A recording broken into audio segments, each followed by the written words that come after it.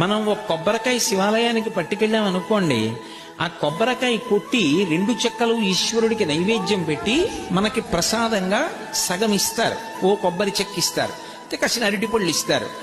ఇస్తే వాటిని తిన్నగా ఇంటికి తెచ్చుకోకూడదు. శివుడి యొక్క నిర్మాల్యాన్ని, ప్రసాదాన్ని విడిచిపెట్టేయకూడదు.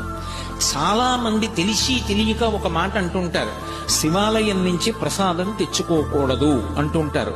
బాగా వినండి, శివాలయం నుంచి ప్రసాదం పట్టికెళ్ళి తీరాలి ఇంటికి.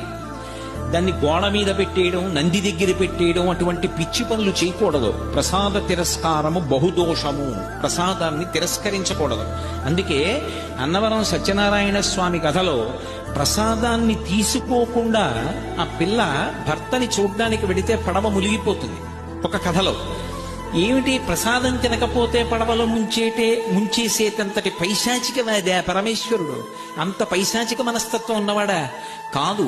ప్రసాదము అంటే అనుగ్రహము, ఈశ్వరానుగ్రహము ప్రసాదం రూపంలో లోపలికి వెళ్ళి అందులో 6వ వంతు మనస్సుగా మారి మనకున్నటువంటి సమస్యలకి కావలసినటువంటి పరిష్కారం అదే మనసులో బుద్ధి నిర్ణయించి ప్రచోదనం చేస్తుంది.